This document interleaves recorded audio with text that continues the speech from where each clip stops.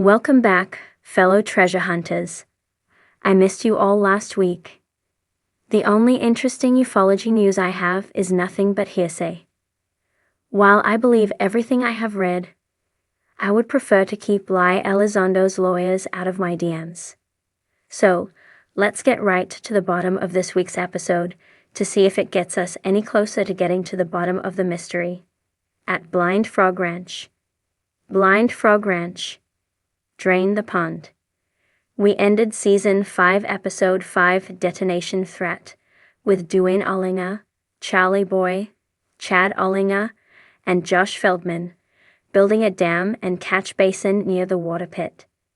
Dwayne tightropes his excavator from one end of the dam to the other and barely makes it over without flipping it the next day.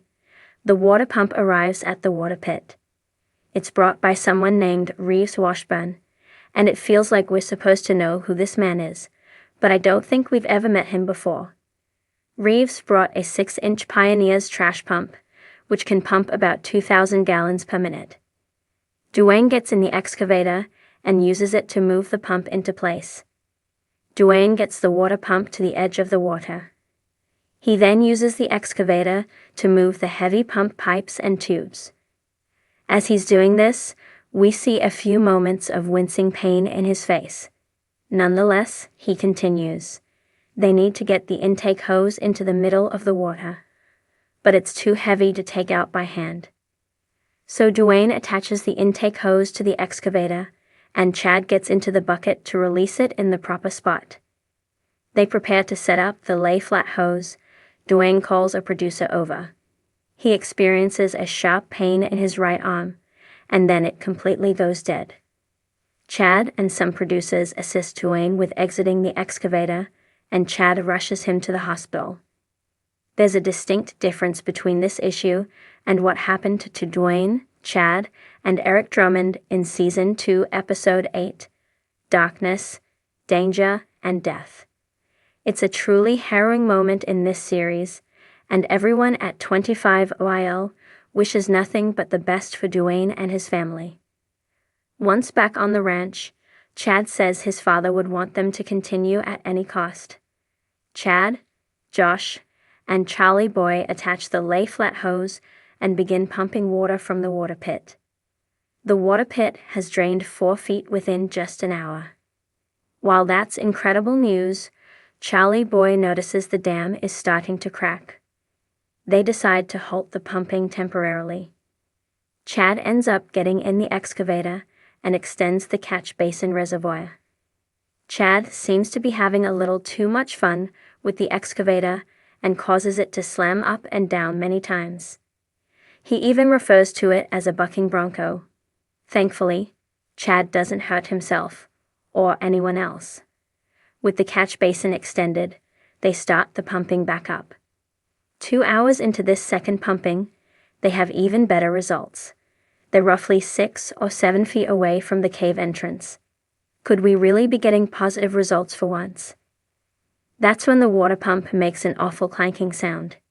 It's clogged? No big deal. When you're pumping up thousands of gallons of muddy, silty water, that's bound to happen.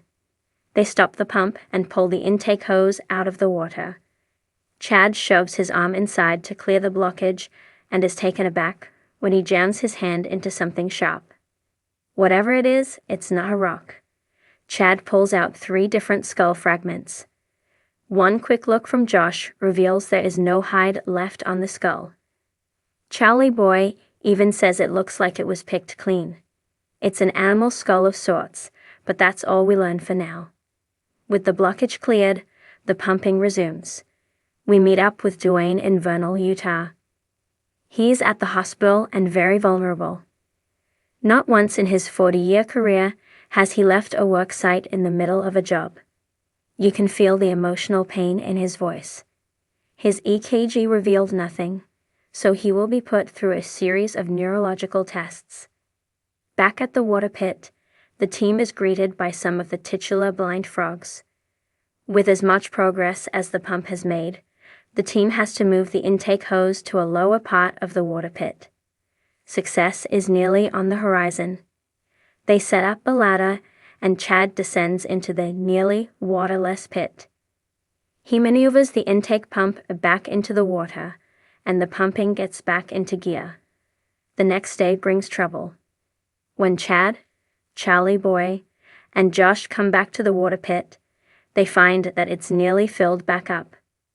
Josh is confused because his calculated refill rate was nowhere near what they're looking at. Something had to have occurred under the ranch to cause this. To try and figure out how this could have happened, Chad and Josh head out to bead site. Borehole, where they initially realized there was some underground connection to the water pit. They attach a camera to a long rope and slowly feed it down the 100-plus foot hole. Originally, they struck water in this hole at 90 feet, and now hit water at about 100 feet. Not only are they hitting extreme current, Josh likens the weight of the current to that of wrangling a large fish. Josh also wonders if draining the pond could have triggered this current surge. They meet back up with Charlie Boy at the water pit and attempt to start pumping again. But 2 hours of pumping come and go. The water level stays the same. Josh thinks the aquifer is self-stabilizing. Charlie Boy seems to think it could be an Aztec water trap. If there is one thing this show has drilled into my head, it's that the Aztec people were master craftspeople. One thing is for sure, Josh has never seen anything like this. Later in the day, Chad and Josh meet up with Charlie Boy at the miner's shack. Charlie Boy is cleaning the skulls from the water pit. He says the skulls appear to have been chewed on. Could these skulls be the result of the large snake-like creature that killed a deer last season? Is at the hideout and calls his father. Dwayne seems to be in better spirits, but wishes, more than anything, to be out of the hospital. It's clear from Dwayne's demeanor that he wants them to continue their work, with or without him. Chad meets with Charlie Boy, Josh, and James Keenan at the hideout to discuss their next steps and to update them on Dwayne. At this point, draining the water pit is off the table. It's become too dangerous and time-consuming. Chad thinks their best bet will be to focus on following the ranch's fault lines and checking out the open pit mine. I was hoping that draining the water pit would have worked. Could you imagine how beautiful it would be to even see part of this open cave system? We could barely see through the murky water the few times Chad dove down there. And it seemed like the safest way to go. Fingers crossed that the open pit mine yields positive results. And on the Dwayne thing, I've discussed time and time again that Season 1 Dwayne and Season 3, 4, and 5 Dwayne are two totally different people. It's clear that something medically happened to him in the later seasons, but watching him get rushed to the hospital is very difficult to watch. Whatever happened to Dwayne, I hope it's not life-threatening. Get well soon, man. We need you. Drone footage revealed subtle ripples on the pond's surface moving against the wind. In previous episodes, anomalies in water conductivity and electromagnetic spikes had pointed toward hidden activity beneath the surface. Now, after consulting geophysicists and reviewing subsurface radar scans, the team decided it was time to drain it completely. The mystery demanded confrontation.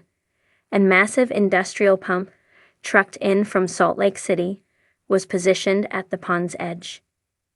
Cables snaked across the grass like veins, drawing power from a remote generator humming steadily in the background. The team moved with precision, setting up barriers and cameras from every angle. The pump roared to life.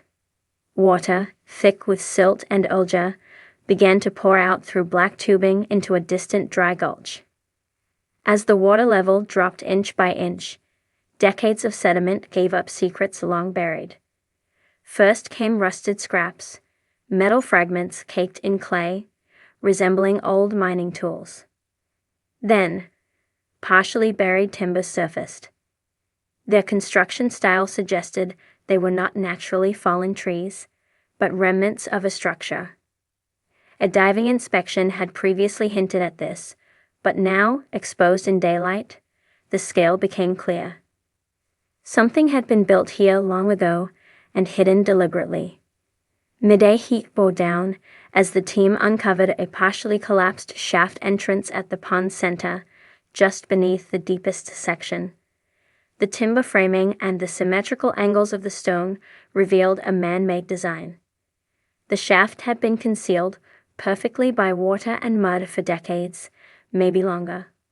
Closer inspection revealed strange carvings on one of the exposed stones, symbols resembling petroglyphs, but different from those typically found in local indigenous rock art. These markings were geometric and precise, not unlike symbols found in other mysterious archaeological sites around the globe. The team filmed and documented everything, sending photos for expert review. As the last of the water drained away, the pond transformed into a crater, muddy and pungent. Within the exposed pit, ground-penetrating radar began to pick up an anomaly. A solid mass lay roughly 15 feet beneath the floor of the pond, rectangular and aligned with magnetic north. The readings were too sharp to be natural. The outline suggested a container or vault, possibly stone or reinforced metal.